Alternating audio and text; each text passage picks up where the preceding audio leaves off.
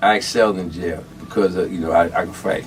So that's a big up one. If you can fight to defend yourself, that takes a lot of problems out of your life. He was not a box office star, not a ruler of Hollywood's red carpet, yet Charlie Murphy carried memories that made the entire entertainment world shudder. A child raised in the violence of Brooklyn with a murdered father, a sick mother, and a childhood buried in darkness. A young man once imprisoned for armed robbery, then reborn in the military. A witness to Hollywood's decadent parties where cocaine littered the tables and hidden cameras quietly captured scenes no millions of dollars could ever buy silence for. The public only knew him through laughter and humorous tales. But behind that facade lay dark secrets, underground chambers haunted by the ghosts of power. Charlie Murphy, a name rarely seen in headlines, but every detail revealed sent shockwaves. So in the end, what was the greatest secret he took to the grave? Early shadows. Charlie Murphy stepped out from the basements of Hollywood's wild parties, but before becoming a living witness to those earth-shattering secrets, he had lived in another basement, the darkness of his own childhood. In 1959, Brooklyn was not the hipster destination it is today. It was a neighborhood suffocated by poverty, violence, and rampant injustice. Amid that backdrop, Charlie was born into a family already rotting from the inside. His father abandoned the home, his mother was gravely ill. At just 5 years old, the bewildered boy witnessed a scene that would haunt him forever. His father murdered by his own lover. Blood stained his fragile childhood memory, carving into his mind a cruel message. This world is not safe, and love never guarantees survival. Before he could recover, another blow struck.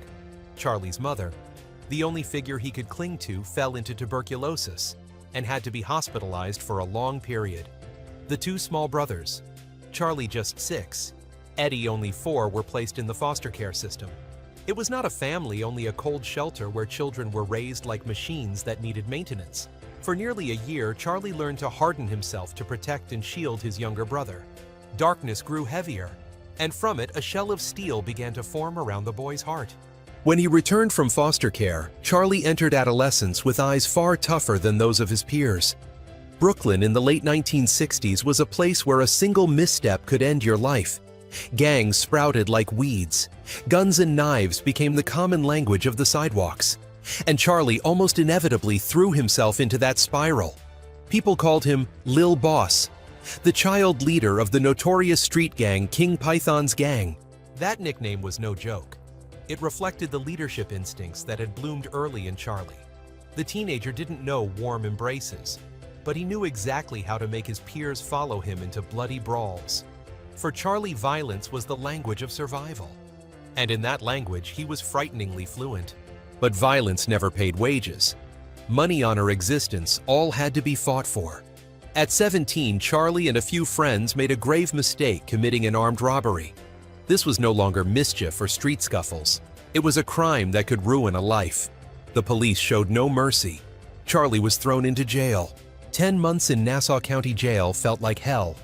The freezing walls, the menacing stares, the long nights filled with the clanking of metal all made Charlie realize for the first time the cost of reckless choices. There he was, no longer the Lil Boss cheered on by friends. He was just a juvenile inmate forced to endure, forced to shed his skin to survive. Perhaps it was that time behind bars that planted the seeds of change. Charlie began to understand that aggression only led to dead ends. His mind echoed with a question. If I continue, will I die young in some alley, or will I find a way out and become someone else? In November 1978, the prison doors opened. Charlie Murphy was free. But this freedom was not the same as before. It came with responsibility, with costly lessons. And instead of returning to his old path, Charlie chose an unexpected direction, enlisting in the U.S. Navy. Many were shocked. A street tough, once a gang leader, now in uniform, joining the ranks of those who defended the nation. But it was precisely that contrast that marked the turning point. The Navy was not only about discipline, but also a school of rebirth. Charlie became a boiler technician on a Navy ship. It was a dry job, drenched in sweat and oil, with nothing glamorous about it. But it was there he learned patience, discipline, and most importantly, how to control his strength instead of being controlled by it. His years of service from 1978 to 1984 were the time when Charlie slowly shed the Lil Boss shell. On the vast ocean, he was no longer a street kid. He was an American sailor, a man seeking to rebuild his life. In a later interview, Charlie admitted, "If I had gone to war, I might not have survived to write to tell stories. But in the Navy, I learned to see life differently. I was lucky to have the chance to grow up." That statement marked the closing of the darkest chapter of his life. From the boy who saw his father murdered to the teenager in a gang, to the convict, and finally to a disciplined sailor, this was the journey from the basement of childhood shadows to a new rung of life. But did that new path truly lead Charlie out of the darkness? Or was it only preparation for him to later step into another world, the world of lights, laughter, and Hollywood secrets more terrifying than any prison? Stepping into Hollywood, from bodyguard to artist. When Charlie Murphy left the Navy in 1984, Brooklyn had changed. It was no longer the place where he had thrown away his youth in gangs, but a city that was producing legends. Among them, one legend bore the Murphy name. The little brother he once carried in his arms had now become a superstar, Eddie Murphy, the brightest name in Hollywood. While Eddie appeared everywhere on screens, on box office charts, and lavish parties, Charlie stood outside looking in. He was not an actor, not a star, not a cover face. He was just a man returning from the sea, carrying the memories of prison and the discipline of the military. And to step into Hollywood, Charlie began with the lowest yet most dangerous role, bodyguard to his own brother. Charlie's image at that time was a paradox. On one side was Eddie, dressed in flashy clothes, flashing a dazzling smile, surrounded by glamorous women with voluminous curls. On the other side was Charlie, tall, broad-shouldered, wrapped in a black coat, eyes cold. If Eddie carried the light of the stage, Charlie carried the shadows of the street. He didn't smile much, didn't talk much.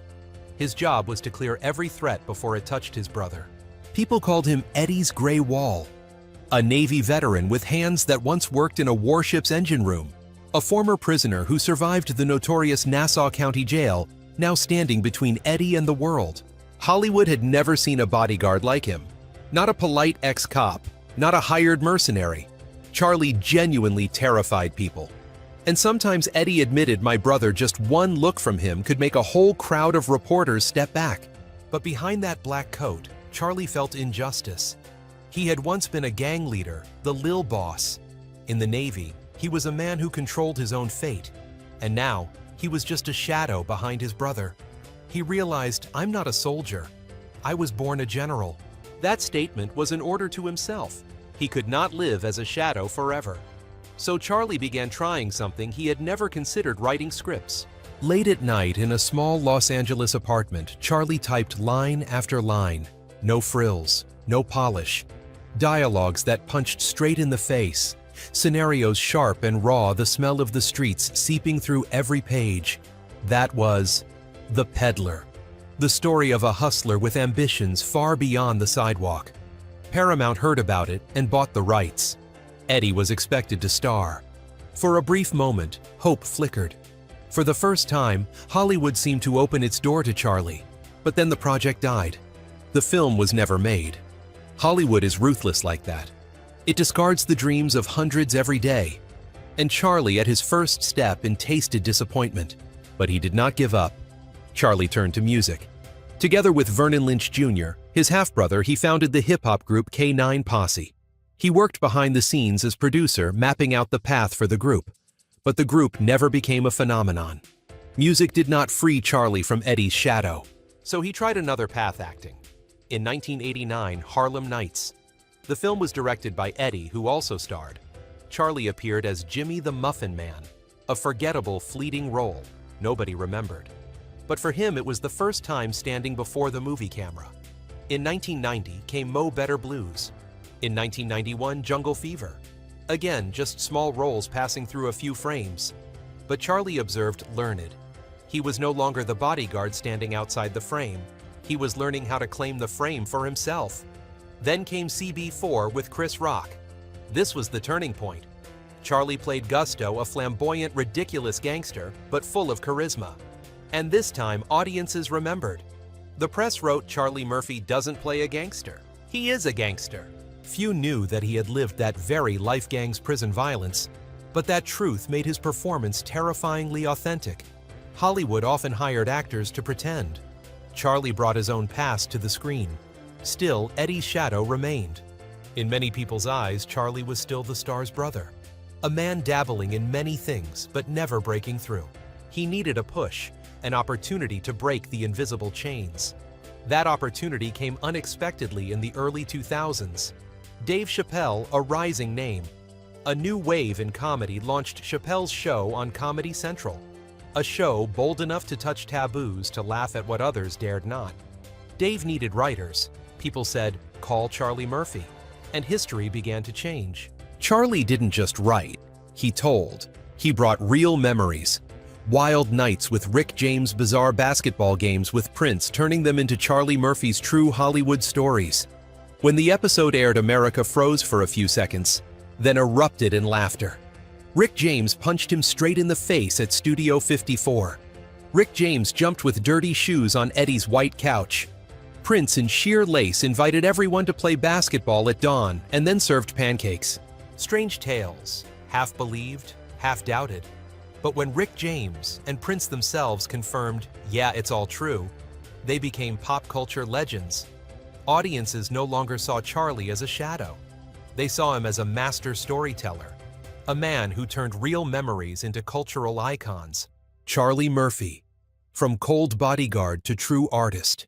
He had walked from the darkness of the streets, through the darkness of prison, into the darkness of the backstage, and finally, he turned darkness into light on the stage.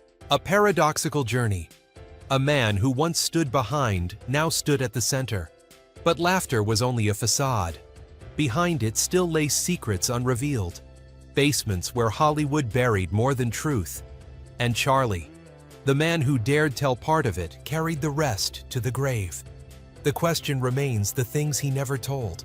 How much would they make Hollywood tremble if one day they were fully revealed? Rising and escaping. Eddie Murphy's shadow. Charlie Murphy was no longer just the shadow standing behind, no longer the man in the black coat at Eddie's parties, no longer the brother of a million-dollar star. He had stepped into the light through his own laughter. In 2004, Chappelle's show exploded. The episode about Rick James aired and instantly became a craze. Within hours, the line "I'm Rick James Beach" spread like a virus. From bars to dance floors, from offices to the streets. Viewers sat glued to their screens watching Rick James punch Charlie in the middle of Studio 54, then casually jump with dirty shoes onto the white sofa in Eddie's house. They were shocked, amused, suspicious. Could this really be true? A week later, the episode about Prince made America erupt again. The man in a purple sheer blouse, one hand on the piano, the other challenging a basketball game at 5 in the morning. Prince's team musicians, still dressed in stage outfits, crushed Charlie and Eddie's team like a joke. And the bizarre ending, Prince invited everyone to stay for blueberry pancakes. It sounded made up. But Mickey Free, the guitarist with Prince that day, spoke up. Everything Charlie said was 100% true. Even Prince confirmed it, joking, "It's not that I was good, it's that Charlie was bad."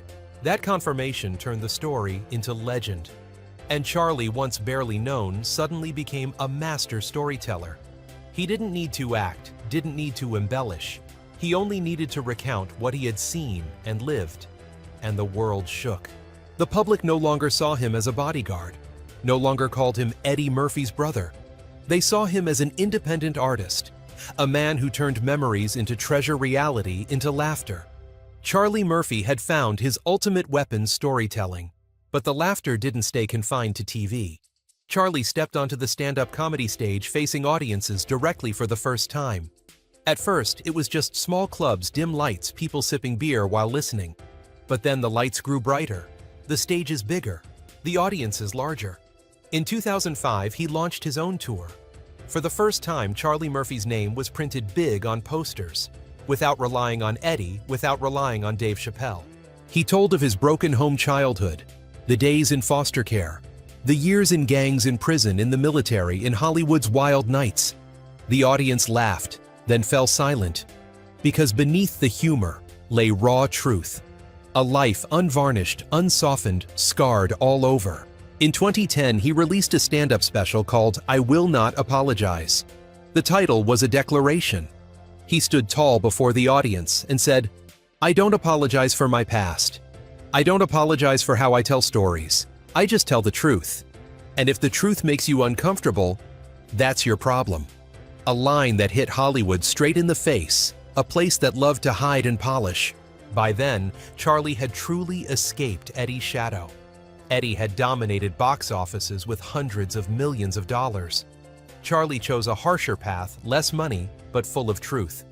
One side neon lights, the other side scars and a raspy laugh. Eddie looked at his brother with pride. Charlie was the one who protected me since I was little. Now he doesn't just protect, he makes the whole world laugh at what he lived. But amid the pride, Eddie also knew the stories Charlie told made more than a few people in the industry sweat. Hollywood is a land of secrets. Many stars who had once gotten drunk once indulged in wild parties were now exposed by Charlie, even if he framed it with humor. Some laughed it off like Prince, some bristled. But Charlie didn't care. He had survived gang's prison, the Navy. "Why fear a few men in suits if I face knives and bullets? You think I'm scared of whispers in Hollywood," he once said. To audiences, Charlie was a fresh wind. To Hollywood, he was trouble. To himself, it was the first time he felt truly alive. But as his career soared, tragedy struck. In 2009, his wife, Tisha Taylor, died after a 2-year battle with cervical cancer. The blow brought the Iron Man to his knees. He became a single father of 3 children. The shows went on. The audience still laughed. But behind the stage, Charlie sat silently in the dressing room alone with his loss. Yet it was this pain that made him stronger on stage. He turned tragedy into material. He spoke of loss of falls, of how life threw him into the abyss, again and again. And then he laughed hoarsely. "But I'm still here, still making you laugh. That's the game." The audience laughed through tears because they realized they were not only watching a comedian, they were watching a survivor. Charlie Murphy escaped Eddie's shadow, not with blockbusters, not with titles, but with truth and laughter. He showed there was another way, harsh, soaked in sweat and blood, but full of pride. And yet, just as Charlie found his own place, another darkness awaited. Not the darkness of childhood, not the darkness of prison, not Eddie's shadow, but the darkness of Hollywood's parties, where basements hid more than truth. Those secrets Charlie revealed only in part. The rest he kept and carried to the grave. Parties, basements, secrets. Hollywood, the golden land of dazzling lights, but also the place where shadows creep behind every glass of champagne, behind every smile. Charlie Murphy didn't just step into that world, he lived in it. And what he saw, heard, and experienced at underground parties went far beyond any movie script. The stories he told on Chappelle's show were only the tip of the iceberg. Behind the laughs were darker details, basements where power and desire mixed into a deadly cocktail. Charlie once said, "Some things I tell so people can laugh, but there are many other things I'll take to the grave." That line made people shiver, because if what he shared was already insane, then what he kept, how terrifying must that have been? Early 1980s, New York, Studio 54, the legendary nightclub playground of the stars. One night, Charlie and Eddie walked in. Flashing lights, thick smoke, cocaine sprinkled on tables like powdered chalk. This was Charlie's first direct encounter with what he later called the real Hollywood. Rick James was there too. The funk singer famous for Super Freak and Addict and Wild Man. High on drugs with a crazed look in his eyes. Without reason, he lunged and punched Charlie in the face. Right there on the dance floor, in front of dozens of eyes. No one intervened. At Studio 54, violence was part of the game. Charlie reeled, but instead of striking back, he stood still, swallowing the humiliation. A fury compressed. A story that years later became golden material for comedy. But Rick James didn't stop. Another time he showed up at Eddie Murphy's house. No greeting, no clean shoes. Muddy boots stomped straight onto a pristine white sofa in the living room. Rick bounced, laughed, shouted, "Fuck yo couch," Charlie was boiling. Eddie couldn't stand it either. The brothers attacked Rick and gave him a beating. Later, Rick made peace by sending young women to serve Charlie as a gift. A sick apology, perfectly reflecting the twisted world they lived in. Rick James once laughed and dropped the immortal line, "Cocaine is a hell of a drug." short, sharp, summing up an entire insane Hollywood era. If Rick James was the chaos of drugs and lust, Prince was the symbol of surreal eccentricity. Another night, Charlie, Eddie, and friends were invited to Prince's mansion. No one expected the all-night party to end with a basketball game at 5 in the morning. Prince, in a flamboyant purple outfit along with his band. The revolution challenged the Murphy brothers. Charlie sneered, thinking it would be easy to crush the skinny pop Prince. But Prince proved the opposite. He and his band defeated Charlie's team while wearing high heels and flowing lace. Before the sweat had even dried, Prince invited everyone into the kitchen and served blueberry pancakes himself. A bizarre basketball game became an immortal anecdote. But behind the laughter was something deeper. A superstar who in his maze-like mansion seemed to prove he controlled reality itself. Those who entered Prince's party didn't just enter a house, they entered his world, where ordinary rules no longer applied. But not every party ended in laughter. Some ended in tragedy. Rick James, the same man who destroyed Eddie's sofa, was later convicted of kidnapping and torturing women while high. In 1991, he was sentenced to prison. His career collapsed, his life ended in scandal. Proof that the wild world always came with a price. Hollywood had a code of silence. What happened at the party died at the party. Anyone who broke it was cast out. But Charlie was different.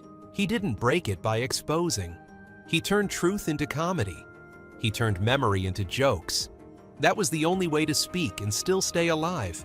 One cannot forget the Playboy Mansion, where Hugh Hefner held endless parties, and where rumors said hidden cameras were everywhere. Charlie and Eddie once walked in seeing young women in bunny outfits. Cocktails passed hand to hand, tiny pills glowing under lights. People whispered Hefner kept thousands of tapes of VIP guests as leverage. True or not, no one dared confirm. But Charlie understood one rule. In there, never do anything you don't want the whole world to see. Hollywood was full of secret basements. Wine cellars turned into drug dens. Gyms turned into hidden film sets. And in each, secrets were locked away in safes or in tapes kept like knives at throats. Charlie was not a victim. He was a witness. He observed, remembered, and turned part of the truth into stories. But he also knew when to stop. The details he never told were exactly what he admitted he would take to the grave. There were other scandals not directly involving Charlie, but within his circle. In 1997, Eddie Murphy was caught driving with a transgender sex worker in his car at dawn. Eddie explained he was just giving a ride. The press didn't let go. It became the biggest public stain of his career. And Charlie, as the brother, knew things that never came out. He chose silence out of loyalty. But that silence only added to Hollywood's basement code. Those parties weren't just indulgence. They were bargaining tables. Contracts signed on cocaine-dusted surfaces. Relationships forged in dim lights, where entertainment moguls promised roles in exchange for submission. Charlie saw it all. He understood Hollywood was not just a stage, it was a casino, a chessboard, an invisible prison. Those who refused the rules were crushed. In one interview, he said, "I tell people about Rick James jumping on the couch, about Prince making pancakes. They laugh. But if I told everything I saw, no one would laugh again." That wasn't a joke. It was a warning. One haunting image, Charlie walking down the stairs of a Hollywood Hills mansion. Music pounding upstairs, guests laughing, glasses clinking. But in the basement, no light. Only a red recording dot blinking. A few men slouched in chairs, drugged-out eyes, surrounded by young women with lifeless faces. A scene like a horror film. But it was real. And Charlie knew if he didn't get out, he too would be swallowed by it. The basements of Hollywood didn't just store wine and music. They stored secrets, power, downfall. And Charlie Murphy somehow stepped in and stepped out carrying memories enough to tell part of the story, enough to keep the rest in silence. He chose to turn secrets into comedy so the public could laugh while feeling uneasy. It was wisdom. Because in that world, truth could kill faster than any bullet. But the question still lingers. The things he never told, the secrets locked in his heart. Could they bring down all of glittering Hollywood if one day they came fully to light? The man behind the lights. Behind the all-night parties, behind the roaring laughter on stage, Charlie Murphy was a different man. He was not only an artist, not only Hollywood's gritty storyteller, He was also a husband, a father, a man burdened with family responsibilities. In 1997, Charlie married Tisha Taylor. The marriage wasn't flashy. No cameras flashing. No sensational headlines. It was quiet, genuine, just like the private life Charlie wanted to preserve for himself. They had 3 children together. In Charlie's eyes, they were his most precious treasure. More important than any film contract, more valuable than the loudest laughter in a theater. But fate was cruel once again. In 2009, Tisha passed away after 2 years battling cervical cancer. Charlie was devastated. He had witnessed his father's death, had lost his childhood to fate, but the pain of losing his wife nearly broke him once more. From a man of the stage, he became a single father, raising 3 young children, performing making people laugh while swallowing tears backstage. Friends recalled Charlie could make a whole room burst into laughter, then immediately sit silently, his eyes dark. That shadow never left him. Among friends, he was nicknamed Darkness, a name that sounded like a joke, yet carried a haunting weight. But behind that darkness, Charlie was known for loyalty and honor. He always stood up to protect Eddie, to protect his friends, and above all, to protect his children. Those close to him knew Charlie could be hard, even brutal in the world outside. But at home, he was a gentle, patient father. Then the final tragedy knocked on his door. Charlie was diagnosed with leukemia. He fought quietly, without show, without complaint. He kept performing, kept telling stories, kept making others laugh, even as his own body weakened day by day. He didn't want audiences to remember him as a patient, but as an artist who until his last moments was still giving. On April 12, 2017, Charlie Murphy took his last breath at the age of 57. His death not only closed the journey of an artist, a brother, a father, but also buried countless secrets he never revealed. The basements, the dark rooms, the dazzling parties that suddenly went dark. They all remained, but the witness who dared to laugh at the truth was gone. Charlie left the public with laughter, the weapon he used to turn pain into entertainment, to turn shadows into stories everyone remembered. But that laughter was also a reminder behind lavish parties. There are always corners no one wants to see. Behind luxury, fame, and glory still lie dirty dealings, hidden sorrows, and shadows gnawing at the soul. And behind every burst of laughter, there is always truth, sometimes more bitter than tears. Charlie Murphy is gone, but the legacy he left is the truth wrapped in laughter. A laughter both liberating and haunting. Hollywood's basements may remain sealed forever, but the name Charlie Murphy will always remind us no light exists without its shadow. All data, analysis, and commentary in this video are presented based on information available at the time of production. The content is subject to change over time and should not be considered a definitive forecast. There is still so much more to explore: stories of resilience, legacy, and truth. Feel free to dive into some of our top recommended videos now appearing on your screen.